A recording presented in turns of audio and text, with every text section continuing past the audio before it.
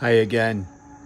My name is Robert Thomas Stevencentis, and I'm the author of the Book of Kings that deals with aftermath science, where I'm the author of that, and also the four subjects of science, nature, man, and God, and their historical origins. So I'm a historian of historical origins. Today, I always want to show you a copy of the book, so in case you want to get it, you can find it. You can usually get it online. It's called the Book of Kings. And again, this is the statement. It's America's aftermath science and historical formation. In God we trust. And then on the back of the book, it'll show the chronological order of the creation by God, creating the earth first, oldest object. If you see any of the talks that I give, it'll go over a whole litany of things. This book was written over 30 to 40 years, and it has information in it that actually came true. So the things in the book actually were not known, eventually became true, and they were stated in the book. Today we're going to be talking about the Shroud of Turin is miraculous physical evidence. Wow. Is there such a thing as miraculous physical evidence? Yes, there is. What happened was when I was writing the book, and this goes way back when science was actually trying to take a look at the cloth, and then they did little examinations and scientific things on the edges of the cloth. And then at that particular time, they thought it came from the 12th century. Apparently, they didn't do an exhaustive search on different parts of the shroud. And at that time, I actually believed that was miraculous then. And it was then John Paul II who actually, made a statement to the effect that, this is a worthy thing that predicts, shows Christ's crucifixion. And there's so much information that was on the shroud that I believe that really was and truly is. So after many, many years, they re-examined the shroud and they came up with other things saying it was a part that was sewn back on, and then they went to other parts of the shroud and they found all kinds of physical evidence to show, including the blood types that came from that particular area. So I just saw something the other day on it where there was too many coincidental things that it has to be true. In other words, like a fingerprint, a DNA, these kinds of things it can't be reproduced in the order, and it'd be almost mathematically impossible. So what is it that I can add to what's happening here?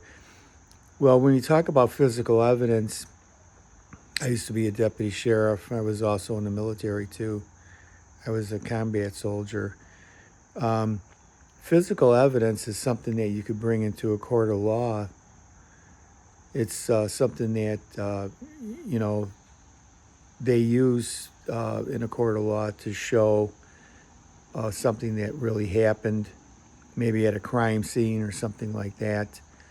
And so that's why you have physical evidence.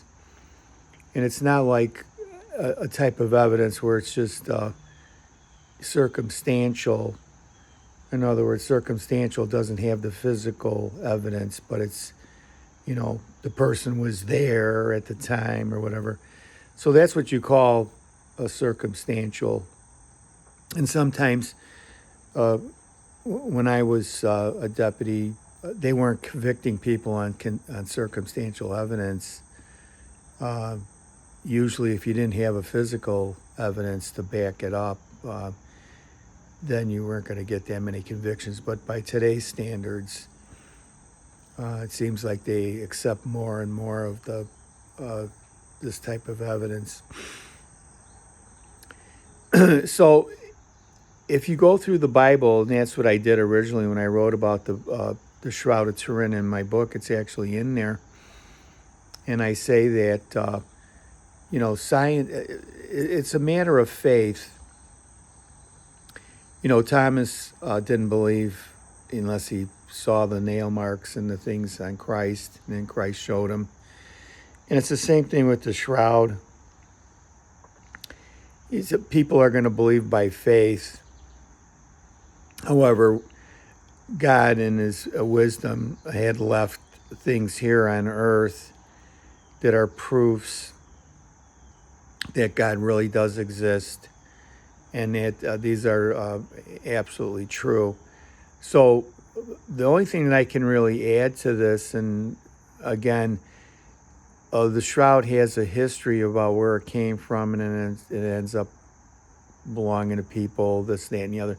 But I actually honestly believe, because of the character of God, and I'll leave you with this final thought, is that it was Joseph of Arimathea, when you study the Bible and the wrappings and all the different things and the different accounts in the gospel about how the shroud came about, that they have, that Christ, if you read my book, it'll say Christ was taken down from the cross. And of course, just like any time we have, even today, they cover the body, that kind of thing. So they covered it with the cloth. And it was a fine linen, and Jesus was laid in a tomb that belonged to Joseph of Arimathea. So I believe, and I don't have the proofs of it, but who knows, maybe down somewhere, and like I say, a lot of things that I say in my book actually do become true. So the final thing is what would Jesus do? What is God's true character? Think about that for a minute. If somebody gave you something, would he not return it? Sure he would, because I honestly believe that Jesus Christ, or somewhere through the apostles or whatever, that Joseph of Arimathea received these things back because they belonged to him. And down through the centuries, perhaps the families or whatever that he was involved in ended up giving these things to someone else. So we don't know the true line after they saw the wrappings in a tomb, but that would be my take on it. We have to remember something that's really important.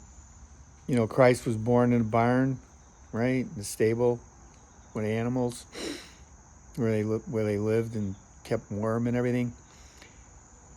Then Christ receives a crown of thorns. So God comes to earth here, and he doesn't take anything for himself, really, when you think about it. I mean, people gave him stuff. Joseph of Arimathea gave him fine linens and the myrrh and things that they used to help people that had expired. And then the same thing about the three wise men that came to Jesus and gave him gifts and so forth. So with that in mind, we have to also remember, too, that there's a time coming on earth where people will say, perhaps, that there was not a crucifixion of Christ, and that Christ did not die for the sins of the world. And that's an absolute lie. And you have to remember that. So when these things happen, and perhaps we might be living in that era when God is going to bring certain things upon the earth. We don't know. But you want to maintain your faith. that Christ really did die for the sins of the world, and that he is the second person of the Holy Trinity, one God, but three persons, and that Son of God is really the Word of God. So the incarnate. So we have to remember these things and bind them, just like the Jews did.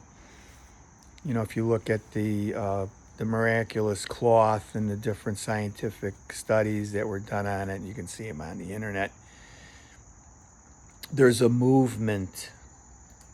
There's a movement within the shroud of transitions that took place, perhaps when Christ re-enters his body through the shroud. In other words, that's maybe where the radiation of the explosion of it took place that can't be duplicated by anything that we know of. Maybe that's how it came about. So I tell you these things, not that I'm going to add anything substantial, but that I believe from the very beginning, when I heard about the shroud, that this truly had to be the burial cloth of Christ. So it's a matter of faith that we believe in things, and it's a matter of faith that we believe in that Jesus Christ is the Lord too. So with that in mind, I wish you a good day and hope to see you again. Thank you for listening.